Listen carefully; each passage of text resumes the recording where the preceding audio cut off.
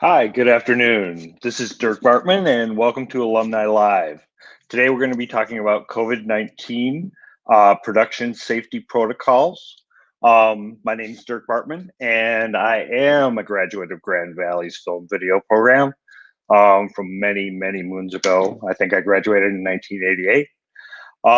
I'm a producer working in West Michigan. My company, DB Studios, does a lot of corporate commercial production, and yeah, that's where I'm, currently working. It's been a real interesting year, as I'm sure everyone can attest to. And now I'd like to introduce the people that we have on the panel today. First, um, Dave Lowing, owner of Lowing Light and Grip. Dave, how are you today? I'm doing fine. Yeah, hope you can hear me. Yep, can hear you fine. Why don't you tell us a little bit about yourself and what you do and what Lowing Light is? I've been a gaffer for 20, 25 years, something like that. And for most of that time, maybe 30, for most of that time, I've had Lowing Light and Grip, and we've grown it up. We now have 5 trucks and a studio here. The studio has been relatively popular lately for live streaming and a lot of corporate stuff. So, but that's about it. Great, thanks, Dave. Danielle Grow. Danielle's a first assistant camera person. She's working out of Detroit. Danielle, tell us a little bit about yourself. Hey, yeah. GVSU Alumni. I graduated in 2018, and now I'm an assistant camera in Detroit. I'm non-union now, but worked on quite a lot of productions out here, and I'm happy where I am. That's great. So we've all had a bit of a strange year, and one of the things that's come up during this time, Dave Lowing and I actually worked on a project earlier, right after things started to slow down and get shut down, where Lowing Light and Grip actually put together a web page, and we brought together all the different pieces of COVID information that were out there at that time, from AICP, from the unions, from Georgia, different places. And then we had a conversation with creative people in West Michigan and the people from Steelcase, people from Meyer, the Michigan Film and Digital Media Office. And you can find that on Lowing's webpage too, but it's a good source for, just general information on COVID that's out there. So today we're also going to talk to Mike Judd. He's first AD on Young Sheldon, and he couldn't be with us today. Once again, with all the wonderful, strange things going on in 2020. But he really wanted to participate, and we really appreciate him sending in some pre-recorded videos to kind of work through some of the questions we'll be talking about today. So here's the introduction from Mike. Hi, I'm Mike Judd. I graduated from Grand Valley in 1999. Since then, I've lived and worked in Los Angeles. Currently, I work as a first assistant director on the CBS comedy Young Sheldon. Great. So the first question that we had today that we thought we'd, talk about was, what was the first impact COVID-19 had on how you worked in the work situation that you were in? And we'll start that off with Mike again by video, and he'll talk about how things were for him, and then we'll give David and Danielle a chance to answer. So the first impact COVID had on my work situation, I had finished my last episode of Young Sheldon in season 3. I alternate with another first AD, and so they were shooting the finale. I had moved on to a pilot for NBC. We were still in prep. We were getting ready, I think on Friday the 13th it was, to go tech scouting all around LA. No one really wanted to hop in a van full of strangers we just met and just had worked with. And our production designer was Italian. She had family still back there, so she was telling us stories from the front line because Italy was a few weeks ahead of us. So everyone was quite frightened. And finally, we went home Thursday, and they pulled the plug on that. Meanwhile, back in Young Sheldon, they were a few days into their 6-day shoot, shooting at a public middle school in town, and the school district, stopped people from coming in that weren't students or faculty, so they just got shut down. And they came to work, the next day, and pulled the plug on the season finale. So that was everything came crashing down pretty quick. Oh, yeah, thanks. So I know Dave and I were working on a production on March 13 for a production company that was coming in from out of town that was actually going to shoot on the following Monday, that everybody was coming in on Saturday the 14th. So that was probably the first initial thing that happened to me. Dave, what else was going on at Lowing Light and Grip then? Well, it seemed like about a week of cancellations, one after another, phone ringing. And then I was pretty much at the shop by myself. We sent everybody home, and it was real slow for a good month. First thing I did was, it was a live stream of a show that was supposed to be a live show, and they pivoted, and we put together 4 studios in an upper floor of their building, and lit those, and it was just like the old broadcast days, and it was a lot of fun and worked out real well. Oh, that's great. So Danielle, what was your first impact when COVID came to town?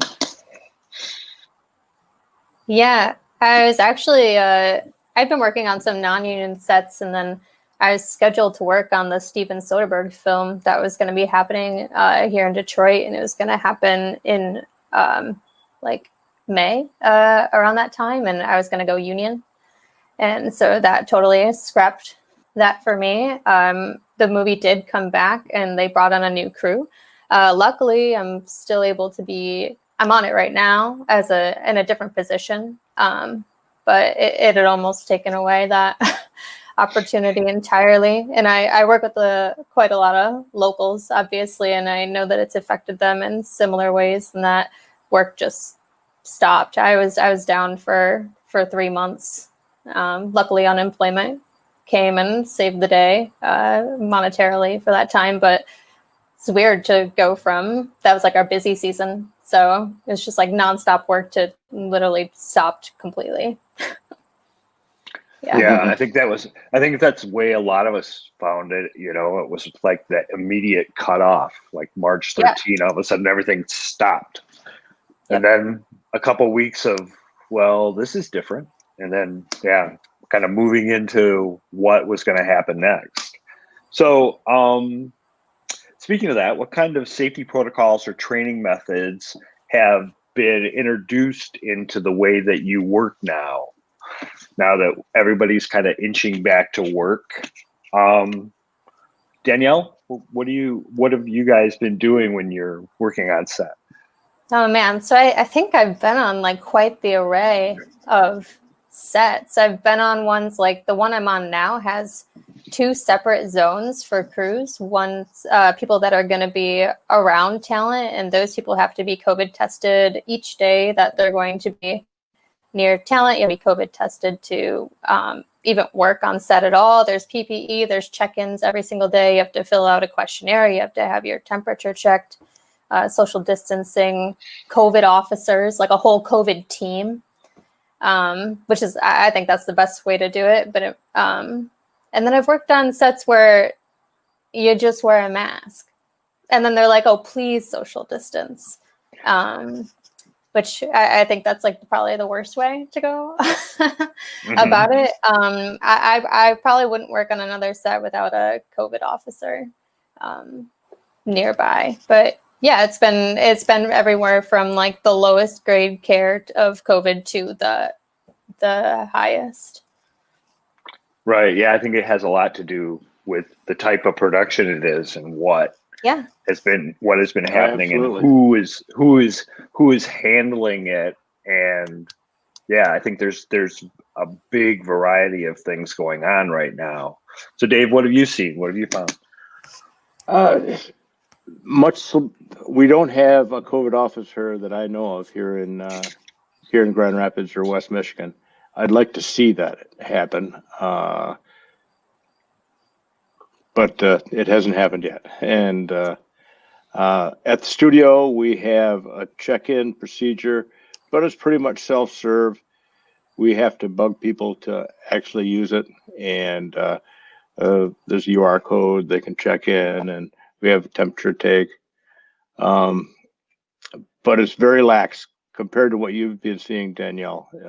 Our crews are much smaller and work together a lot, so I think that that's part of it.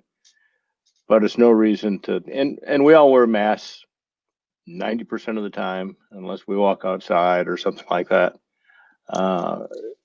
As far as studio work goes, and even on location, it's masks, I'll say, heavily suggested.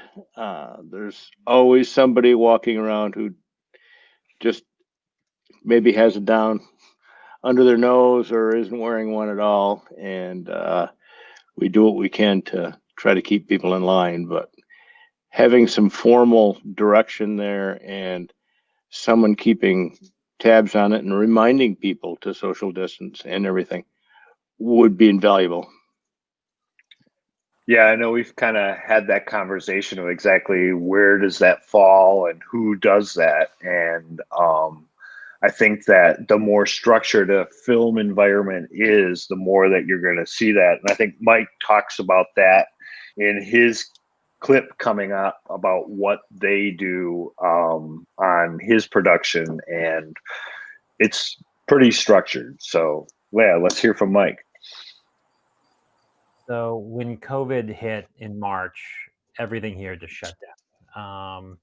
And then a few weeks later in April, the major guilds and unions started working together. So Directors Guild, Screen Actors Guild, IATSE, Teamsters, they started bringing in professionals, epidemiologists, doctors, scientists, trying to put together a plan that the studios could use to get us all back to work safely. They put out this document called The Safe Way Forward, which you can find online if you want to look at it. And that started being used by the major studios and producers as a kind of a basis for how we come back to work, working with COVID, because it didn't seem like there was going to be a magic bullet, miracle vaccine happening anytime soon. And the biggest challenge when working with COVID on a film or TV set is, maintaining 6 feet distance is pretty much impossible at all times. And the actors are often not in PPE while they're working, unless you're doing like a medical show or a COVID related show, I guess. So unless you're able to quarantine your cast and crew in a bubble like Tyler Perry did, the only way to really safely proceed when you have, in our case, almost 200 crew members, is doing a lot of testing.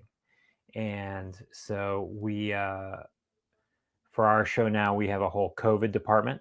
We initially in this whole process, we thought, oh, when we come back, maybe we'll have a smaller crew, kind of a skeleton crew of sorts, to have less people around. And what ultimately happened was we have more crew members now, because we have a COVID department consisting of, a compliance officer, someone who handles the PPE, someone that handles sanitation, and people working underneath them, and a team of nurses doing a lot of testing. So for us, we have, depending on how close you work in relation to the actors, depends on how often you're tested. So for me, the camera operators, the hair and makeup folks who are in tight quarters with the cast, we're tested 3 times a week.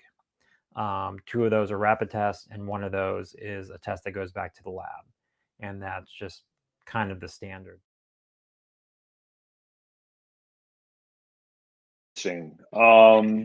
But as we talked about earlier, that those best practices vary a lot by each production. So I thought it'd be nice to talk about a little bit about how has this actually changed the way that you work? What things are you actually doing, Danielle, in your camera department? What things are actually physically different with what you do now? So I wouldn't say that it's that much different. I think we are doing our best to social distance and to sanitize. I mean, things have changed in the way that we do have to wipe down everything that we pass to each other. So even in lens swaps, we're wiping it down before we hand it off, and it takes a little bit more time. Everything is just going a little bit slower. Like we're going at a slower pace so that we watch our step and don't like bump into each other, or our mask doesn't fall down and cough on each other, things like that. I would just say, yeah, we're just more aware of safety protocols, and we're trying our best to comply with them while trying to work at a steady pace. But yeah, that's pretty much, I think, the extent of it for camera department. Well, that's not true. That is not true. There are some like camera operators specifically have to wear a mask and a face shield when they're within 6 to 10 feet of unmasked talent. And that makes things a little bit more difficult because you're trying to look at your monitor, or you need to have your eye on the eyepiece. And that creates a huge barrier, and it's not like a clear wall for you to see through. It's plexiglass, it's like it's not a perfect science there, and it does create some difficulty. And first ACs want to be close to their camera operators, but if I have to wear a face shield in order to be 6 to 10 feet within that range of talent, then I want to stay further away. It's just like the whole distance thing, and PPE is a little bit complicated. Yeah. So Dave, what changes have you guys made at the studio at Lowing? Well, at the studio, we have the QR code. We have on masks, as I described before, and that's about it. We try to keep away from each other more than ever before, but sometimes it's impossible where two people need to handle a piece of equipment on the grip side or something. On location, it's a little bit different, but about the same thing. And then back here in in rental, we quarantine every piece of gear that comes back, wipe it down, let it set for 72 hours, and then put it back into inventory. So it slows that down, like Danielle was saying. And of course, here within the building, we generally don't wear masks amongst us because we're all working together all the time, and we keep back. It's an 18,000 square foot building. We have plenty of room to stay away from each other. But when anyone comes in, we all don masks, and they are good to come in with a mask on too. So it's beginning to have a flow and work well. Right. So yeah, bringing the equipment in, letting it sit for 72 hours, being able to wipe it off is really, that's kind of the best practice for keeping things moving, right? Yeah. When you have multiple people touching it all the time, yeah.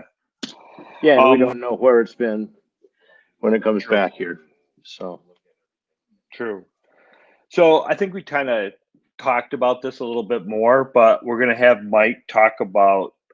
Mike has got some interesting thing to say about what are some of the additional challenges that he's found working on a set right now. So we'll roll Mike and then come back. Some other challenges, the whole process is, it's like you're making two shows. You're making the show you're doing or the production you're making, and then you've got the COVID production. It's like an onion. There's so many layers. As soon as you answer one question, there's 10 more. everything has to be rethought. What door do we enter? What door do we exit? How do we move people around or not getting in each other's way? How do we feed people? We've split people into zones and pods, and it's very confusing. But it's all a matter of who can get close to the cast, who can come to stage when. A production designer, for instance, will be working in the office. He or she can go to stage when the shooting crew is not there. And just it's designed so if someone comes back positive, we've stopped the spread because we're limiting who goes where. But it is confusing. I am red zone A when I'm shooting, which means I am clear to go on the stage and be within 6 feet of the cast without PPE. And we also have yellow zone A, which are people that can be on stage with the cast but have to stay 6 feet or greater than. And there's like 3 or 4 other different colors. It's very, very confusing. But it's all coming from a place of just trying to protect each other and keep each other as far apart as we possibly can in such an intimate, sort of working world. A lot of what we're dealing with, these challenges vary by production, and that was kind of the perspective from a larger production. Danielle, what are some of the things that you've seen that are additional challenges in just the way you have to work now?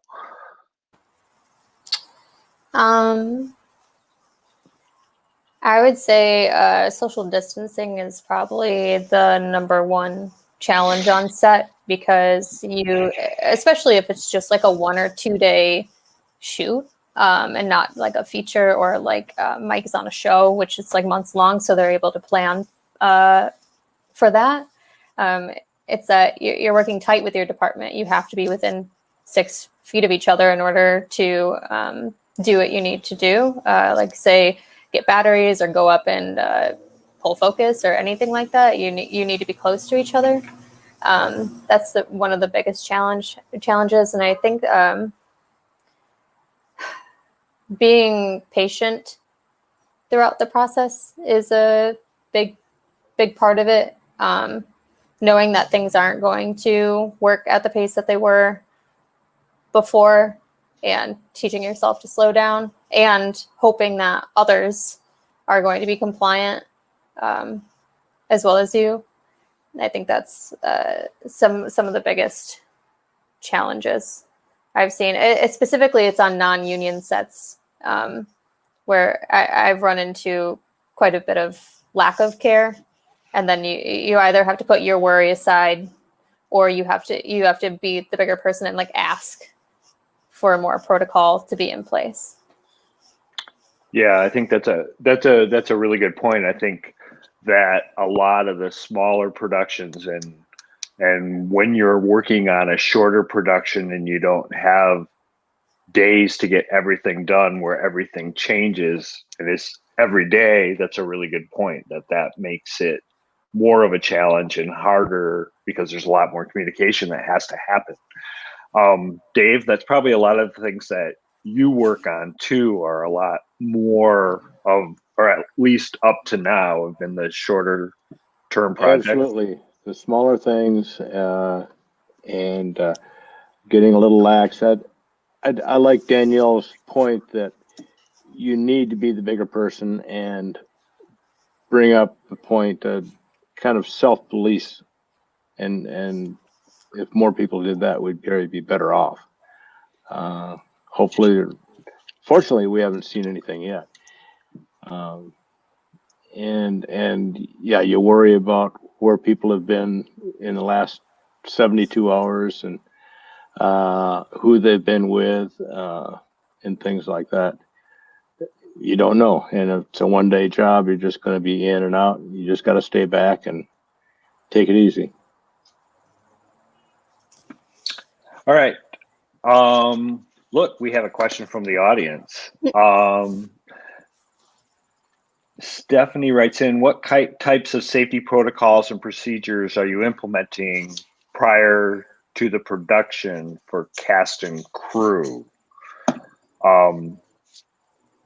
Yeah, I think a lot of, we've kind of talked through a little bit of that, but is there anything else that you guys can think of? It's just hard to,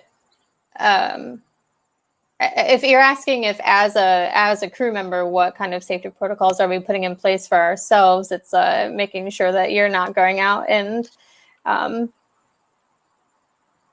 making sure you're quarantining as much as possible and not subjecting yourself to the elements that would allow for COVID to happen. But if you're talking on the end of, that would be production side of making sure that there are compliance officers hired and that there is mandatory testing, and then questionnaires and things provided. That it's hard to answer that on the end of it being production, because we are crew. Right. And I think that's part of it too, that part of what we loved about this business is how communal it is and how, we enjoy working closely with other people. And that's kind of taken its toll on the way that we do things now. And you have to just be safe and think about other people as you're working through your day. And we have another question from Stephanie. For non-union sets, is there any form of penalty for those going against protocol?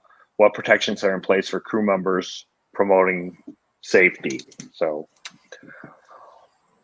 I'm actually not sure of any penalty. I mean, I've been on sets where they were not compliant completely, and it's difficult in our state because we are right to work, and so even if we wanted the option to go to a union rep and say, hey, they're not following COVID compliance, there's I don't know that there's much that can be done. That anyone can do. Yes. Yeah. Every time I shake hands with somebody, or if I do, it's been, I could count on one hand the number of times since March that I've shaken hands with anyone. But I think I'm risking everybody else that I'm in contact with for the next week. And thinking that out to crew too, you wonder if everybody thinks that way, and if it's, I don't think so. Yeah, I would say for students going out into the field and for crew members currently, I think Suzanne just asked a question too about safety protocols before we say yes to the job, and I think that completely corresponds to the previous question, and that's no. But there is an expectation that is set when you do say yes to a job. And I would say if you get on set, and it's even before set, it should be in your start paperwork. You should have COVID start paperwork, all of that, signing off on a questionnaire, signing off that you are COVID safe, and then having all of their protocols for that specific company provided for you. If it is not provided in your start paperwork, you should ask for it. If it isn't provided after that, don't do the job. I mean, that's the end goal. I mean, I know that we need to take work, but I mean, if your safety isn't their number one priority, then they shouldn't be able to make the product that they're trying to create. You know what I mean? I think good point. Yeah, that's exactly right. I think the idea is that it's not just about protecting you, it's protecting everyone so work can continue, rather than, being kind of myopic and this being the only thing. Yeah, it's for the greater good. It's for all of us, for sure. Yeah. So that's an interesting question. That the next question for both of you it kind of leads right into it, is, do you feel safe at work? I mean, are there, is that something that you take into consideration? What kind of process do you go through when you're looking at a job or what's going on? Sorry, go ahead, Dave. I feel I have to make myself feel safe, and that's about all I have. But you're both right. We should be putting our foot down more on accepting or not accepting a job, asking what protocols are in place.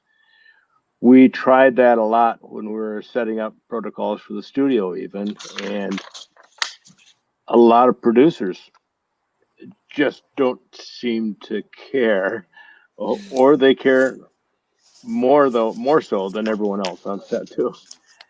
A wide variety too. Yeah, I'm sure. Danielle?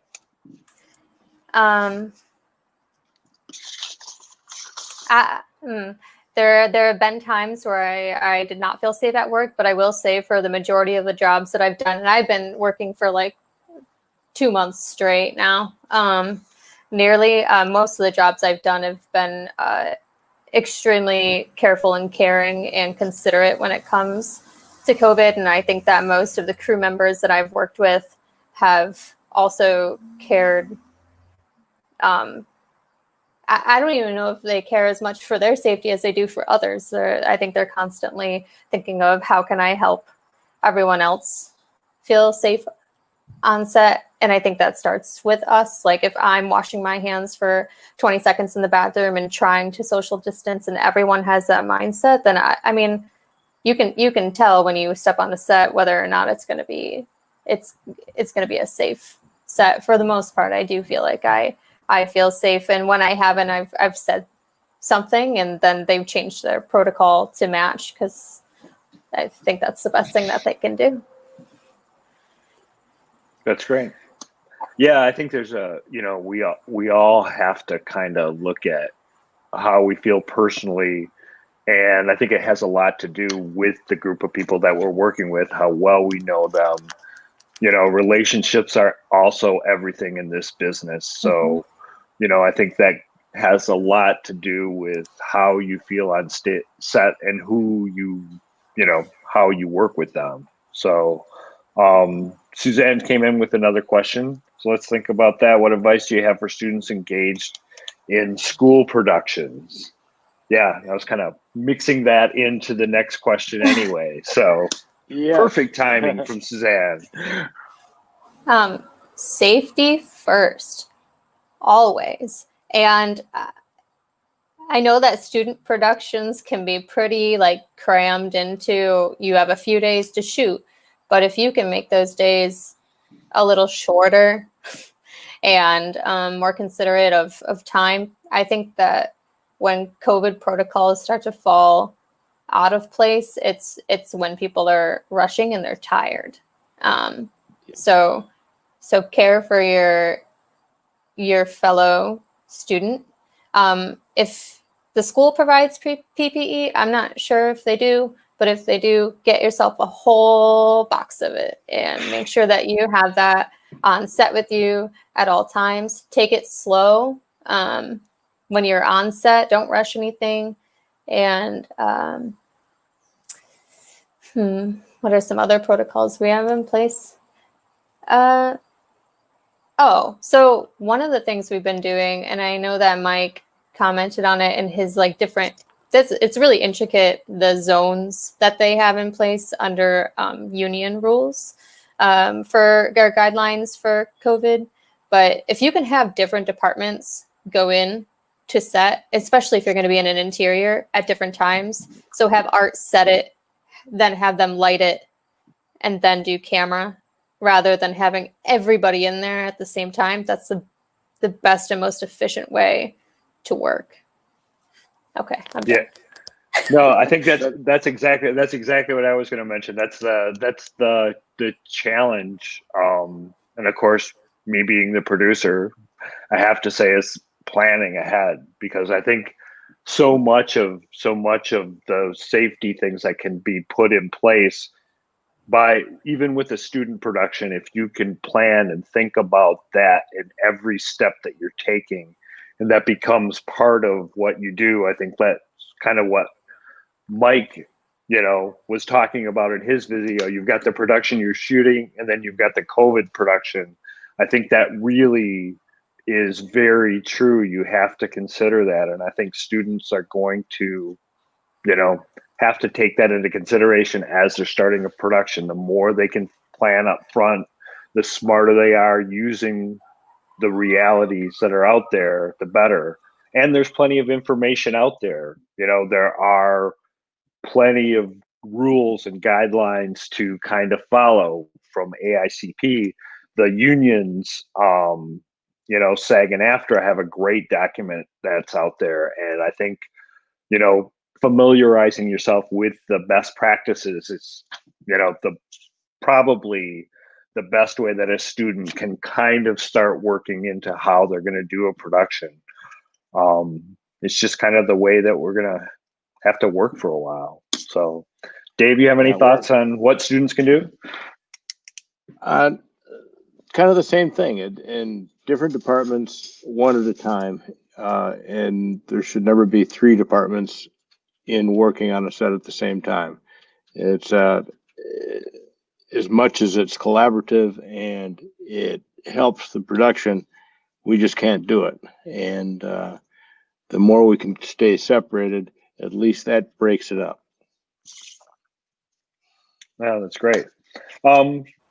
So have you seen, I think we kind of touched on this previously, but have you seen the effect that these protocols, putting them in place, what effect has that had on other cast and crew?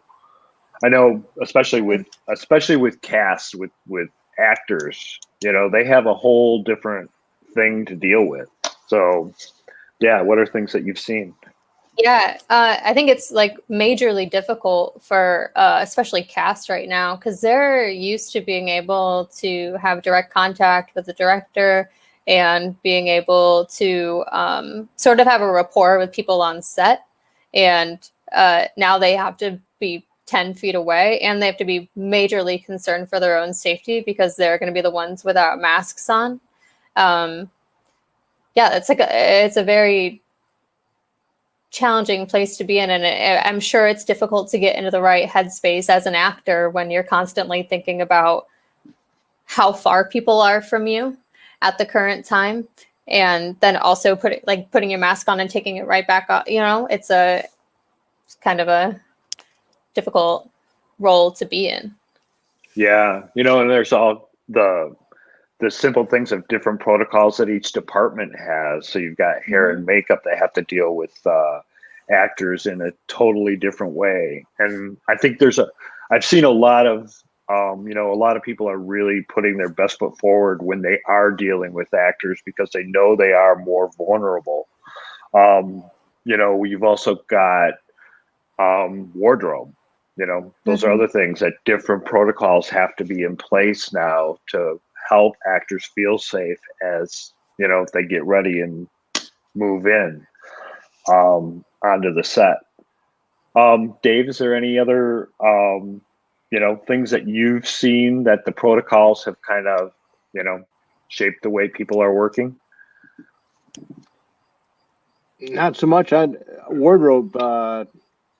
I'm wondering, are there more cleaning protocols in place for wardrobe, washing more often, things like that? Yeah, well, and I've seen things like how, giving people wardrobe, right? That anything that's touched their skin, anything that has, different things that I think there are totally different protocols that they have. Just like the type of brushes that I know hair and makeup are using, and they're being very conscious of single-use materials, which goes kind of through everything that people are doing, from craft service to everything they do. The more single use that you can, get implemented, the better. So everybody's kind of keeping on their own. Yeah, I'm seeing an awful lot of that. Of course, craft service and lunches. No smorgasbords anymore for a long time. No. Yep. So what do you think, Dave? We've got a question from Stephanie here. Let's talk about that for a second. What systems are in place for productions that need crew replacement due to a crew member testing positive? Haven't seen that. Have Look, you, Danielle's Danielle? back. Hi. Yeah, and I haven't seen that either. So, of course, then as soon as Danielle comes back, we're going to ask her to take a look at the question. I've seen it, and I was actually wondering the same thing. When we just came back to production like 2 months ago, I was hired on a job, and they were trying to get me attested the day before shooting, and I was like, "What are you gonna do if I test positive? Like, you're gonna have to find another first assistant." I know for union sets, they normally have like a backup, somebody on standby, or in our case, in camera department, then your second AC would step up and first until you found a replacement. But yeah, it hasn't really like come to that. Nobody has tested positive yet. Yeah. But I think that's another interesting thought, though, right? Is the testing procedures, the instant tests are showing that they're like 37% accurate. So the instant test isn't really the answer that people thought it would be for film sets, which would be perfect if you get the results back in 20 minutes. But yeah, if they're not accurate, that still means the 24-hour test is the best. That, yeah, it's called a PCR test. Correct. I believe. Yep. Yeah, and I think those are also, that's all things that producers have to think about, especially with bigger productions, because if you're going to go beyond taking temperatures, what is that going to be with the tests, and what are the things that you're going to do based on the results? And yeah, right, that's exactly right. If you've got 24 hours, what are you going to do if somebody tests positive? Yeah, you just have to. Yeah, basically, it. it's having a replacement on standby. That's going to be. That's You've it. lost a crew member for 24 hours at least, and maybe longer. Yeah. Well, right, up to 2 weeks. So we've had that debate quite a bit on set. Like, what is the best way to go about it? Is testing the best route, or is it just keep a mask on and social distance and do what you do in public? In that case, but I do believe testing is the best way to go, and that it should be on production's end to have it. Yeah, production should be the one to have a backup or have a plan in the case that somebody does come up positive. Yeah, and I think that the challenges, once again, like we were talking about earlier, are so different with a bigger production where people are actually quarantining for 2 weeks and testing, and then they go into production. I personally have a friend that's working in New Zealand on Avatar for second unit, and that's what he had to do. He went to New Zealand in May and basically stayed in a hotel for 2 weeks. Yeah, if they can do that and they can pay you during that quarantine time, like, I would take that in an instant. That means they care, Yeah, but it's the only way to, that they're allowing production to continue. So I think there's, every situation is totally different, but the world that a lot of people live in, they don't have those kind of assets available to them.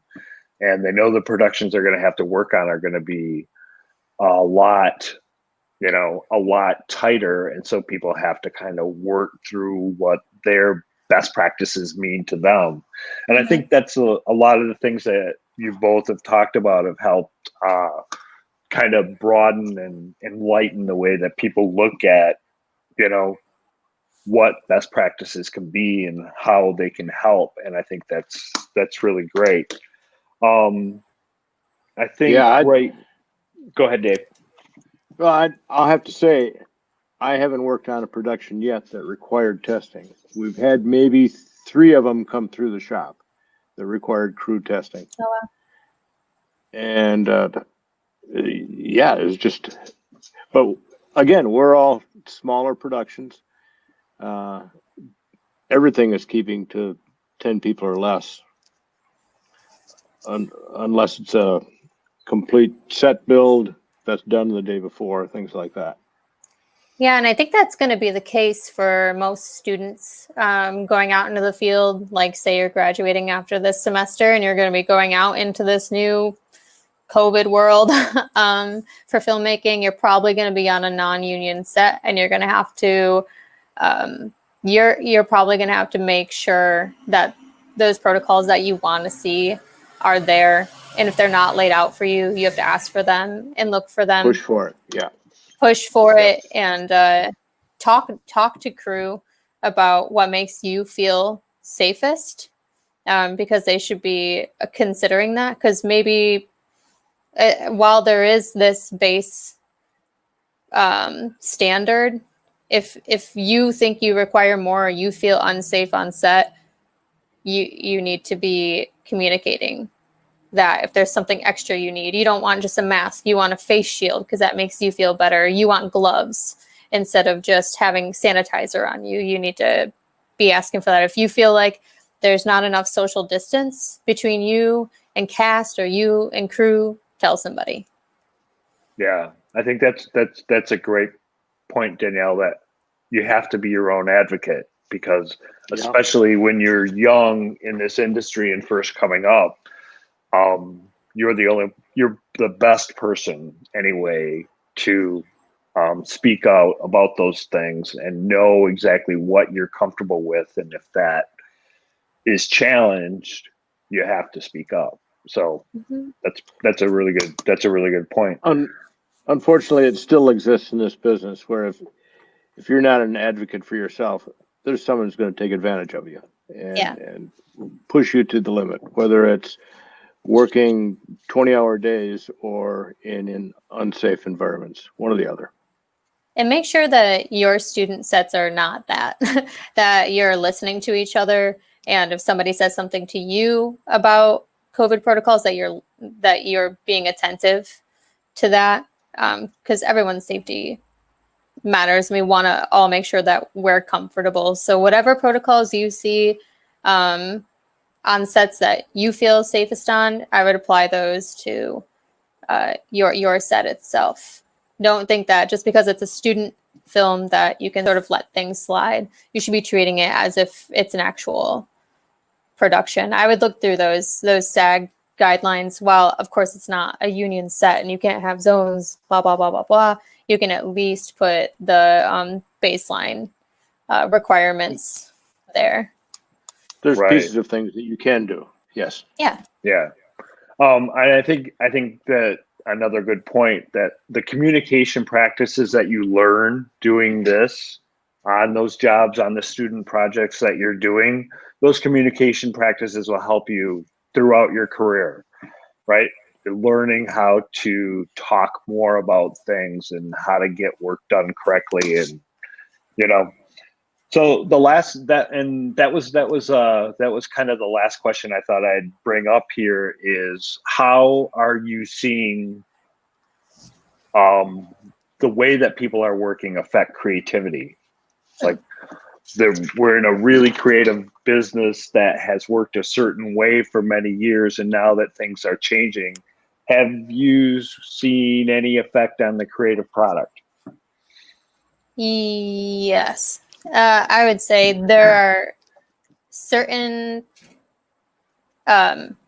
shots that cannot be completed, that if they can't be completed safely, they can't be done at all. So sometimes directors and DPs are having to cut out sequences that they had previously built into their shot list because either we can't say, there's been a lot of car commercials. So an instance is that we can't have a first AC in the back seat as well as a camera operator plus talent. It's too close, even with PPE. So you have to cut that shot completely and you have to work around it. So it is a changing outcome. I actually just worked on a set that was like the most COVID safe set I've ever worked on. I was shipped gear to my house. I built the camera and everything outside of the talent's house. And then they had to bring it in, and then over Zoom, an AC was on there and described how to put it all together. So, I mean, that's, very directly affecting creativity because you don't have a DP, you don't have a gaffer, you just have talent trying to put up like a softbox in a room and learn how to use a C300. Like that is gonna very much affect the outcome of your shot. Oh, yeah, Right. that's horrible. Yeah. It's crazy. Yeah, but once again, it's how content is made, right? It's like, sometimes that's answering a problem. Mhm. Yeah. Mm-hmm. So Dave, anything that you've seen? We're gonna wrap up here, start wrapping up, or any final thoughts that you have? Well, everything is a little bit less collaborative because we can't be in the same space at the same time. And little things I run into a lot are we're supposed to be two people on stage in a shot. Well, they're this instead of this. And keeping that spacing. It changes the look, makes it a bigger shot to light, things like that. Great. Danielle, so wrapping things up, what are the positives that you see coming out of this new world that we're navigating? I think the biggest thing is we are looking out for each other and caring so much more for each other on set. And it feels like we're all in this. We're all in this together. Yeah, like we're all in this together. And I think I know that it feels like we're distancing our sense of community because it's supposed to be this whole collaborative experience. And it very much still is. And I think this has strengthened our sense of community on set. Yeah, I feel closer to my coworkers than I ever have because we're able to actually discuss things openly. That's great. Dave, any final thoughts? How much more on that note, we've learned to communicate better through mediums like this and through just phone calls and texts instead of getting together. And we've all learned to do that better, and I'm still working on it. Yeah. No, I agree. I think that those are some of the things that really, they make a difference, and I think that'll really help. So right now, Mike also had some final words, so we'll go to him. And I want to thank David and Danielle for joining me today. And we're going to play Mike's video. And everyone have a great day. Stay safe out there. Thank you. I'll say is I know there's a question and answer section. I'm not here live, but if you have any questions, these guys have my contact info. You can shoot me an email and I will get back to you with whatever I can. And stay safe out there and make some great films, and talk to you soon.